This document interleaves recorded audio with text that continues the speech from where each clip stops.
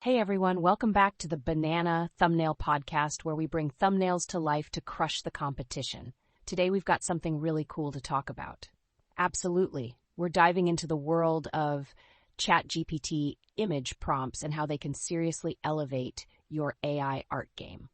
That's right. Now we're in 2026, and you'd think with ChatGPT dominating the market, over 800 million users, you could just type a prompt and get awesome images. But that's not always the case. Oh, really, what's the catch? Well, the problem lies in how vague instructions can lead to frustrating results. Imagine asking a mechanic, "My car makes a noise." It's not very helpful, right?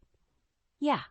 You need to be specific, like, "It clunks when I turn left."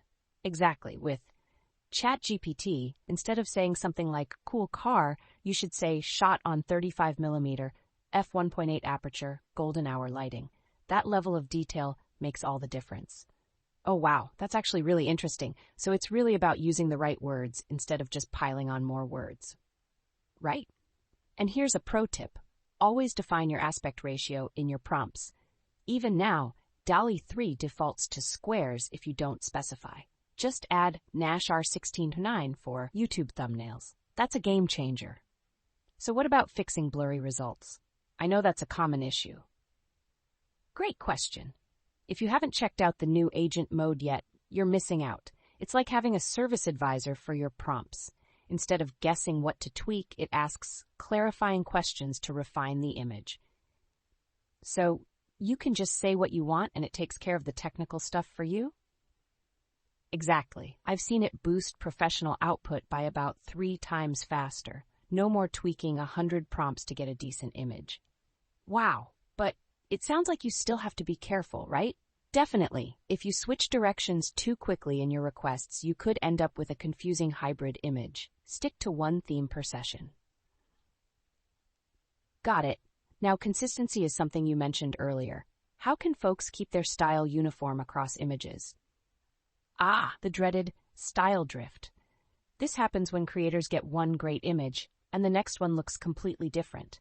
To avoid this, use seed numbers or specific style references. Jordan, seed numbers? What's that?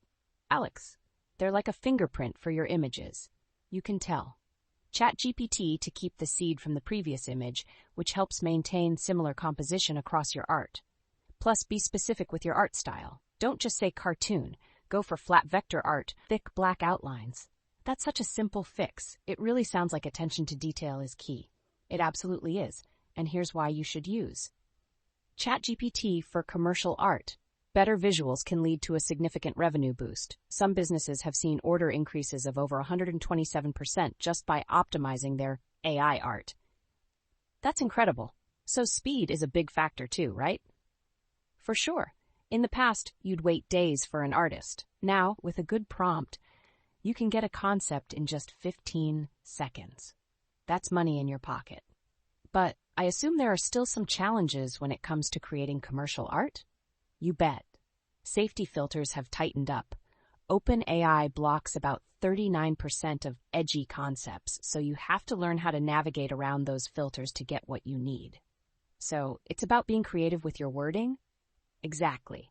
And when you're prompting, avoid overloading your instructions. Keep it simple. Subject, action, environment, lighting, style. That's the winning formula. That makes so much sense. I've seen those weird artifacts in AI images, like where did that extra hand come from?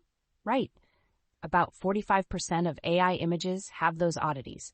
Always check your results closely. Got it? And I guess that means it's best to handle any text separately, right? Absolutely. Let the AI focus on creating the artwork and then use a dedicated tool for any text. It'll look much more professional. So what are some final thoughts you have for our listeners? Just remember that while these tools are powerful, they still require a bit of finesse. The difference between a pro and a beginner often comes down to knowing how to use the tool effectively. Great takeaways today. If you want to dive deeper into any of these topics, we've got resources that can help you master your image prompts. Thanks for tuning in, everyone. That's a wrap for this episode of the Banana Thumbnail Podcast. We appreciate your listening, and we'll catch you in the next one.